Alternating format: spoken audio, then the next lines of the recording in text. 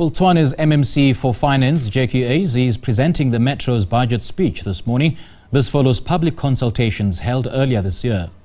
Mayor Cilliers Brink has noted that the tariff and property rate increases are quite reasonable compared to those in other major metros. Let's now take you live to Pretoria. Has one of the most generous baskets of free service delivery, including 100 kilowatt hours of electricity and 12 kilolitres of water monthly. This is double the amount suggested by National Treasury. With this budget, we have also taken the policy decision to extend our pensioners' rebate period to be in place 3 years and not asking of our elderly to reapply yearly. Honourable Speaker, as indicated earlier, one of our core priorities is to stabilise the city's finances, and this can only be achieved through capacitating our revenue collection work and to support the Tshwane Yatima campaign. A project management office has been established to take charge of each aspect of the revenue value chain. This includes the rollout of prepaid electricity meters, the dispatching of bills, the speedy resolution of disputes, as well as credit control and collection measures, such as issuing of summons to our debtors. We have already issued almost 40,000 letters of demand to defaulting customers who run up high service bills and fail to pay the city. We thank those who do pay their accounts, and we call on those who do not to take responsibility of their debt and the city in either making full payment, making payment arrangements, or applying to the Affordability Committee for debt relief. This is what the Tshwane Yatima campaign is about. It is ensuring that we stop the pervasive culture of non-payment of services rendered. As we continue to implement our credit control measures, we have encountered increasing cases of electricity theft through illegal connections. Honourable Speaker, it is important that the public is aware that electricity theft is a crime and all forms of illegal connections is a criminal offence. This is not a faceless crime. Electricity theft is costing the city tens of millions in lost revenue per year. This is stealing much-needed revenue away from this city and denying us to have better services delivered. To combat this, we have continued to work with and law enforcement agencies to arrest offenders and issue hefty fines. Honourable Speaker and Executive Mayor, a successful debt collection function together with a vigorous illegal collection drive is the key to the financial rescue of the City of Tshwane. For the upcoming financial year, we have made the following allocations to fully capacitate our revenue collection operations. Prepaid and electricity meters to address under metering, 75 million. Debt collection for readers, 52.1 million to ensure that we issue correct billing. Debt collectors, 54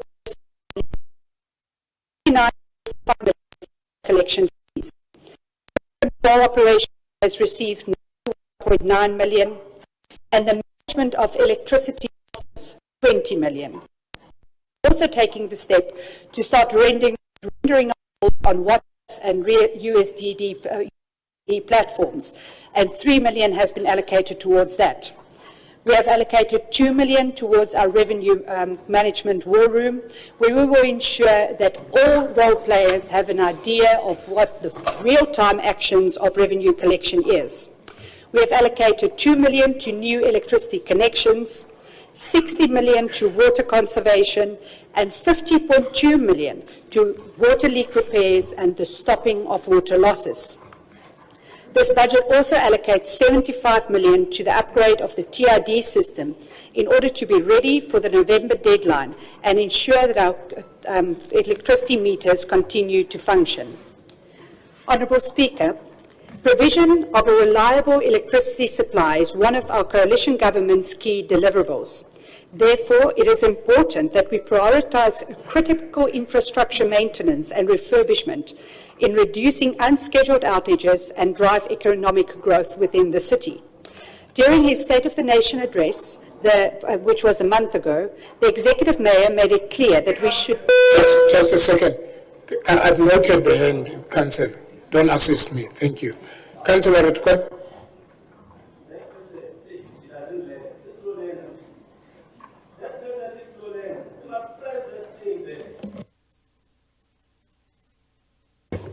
I have slow learners here. So, Speaker, we are trying to concentrate, but it's freezing. It's not even funny. It's freezing. I mean, is it possible to get someone to adjust the temperature in the room? We are struggling. Thank you. Thank you very much. That will be attended to. You may continue, MMC. During his State of the Nation address a month ago, the Executive Mayor made it clear that we should not normalise substation fires and that we should commit resources to preventing this. In response to those concerns, the budget allocates 20 million to battery surge protection in substations. We are also allocating 177 million towards electricity network maintenance material, of which 20 million is ring-fenced for rerouting feeder cables to the Rua Vista and Doornpoort supply areas in order to prevent continuous outages.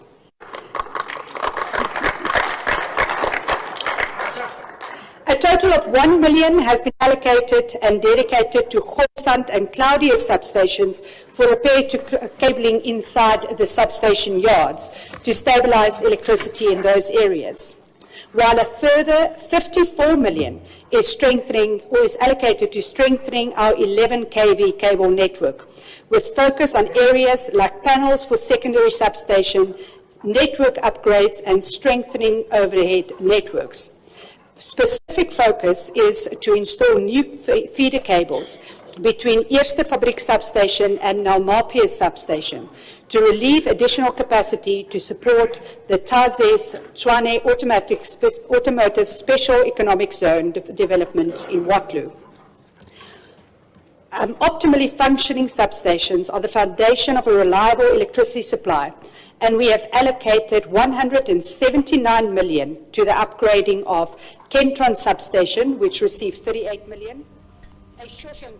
All right, we're going to cut out of that Tshwane Metro budget speech this morning by Tshwane's MMC for Finance, Jacqui Uys, who is presenting this budget speech as a prelude to public consultations held earlier on this year.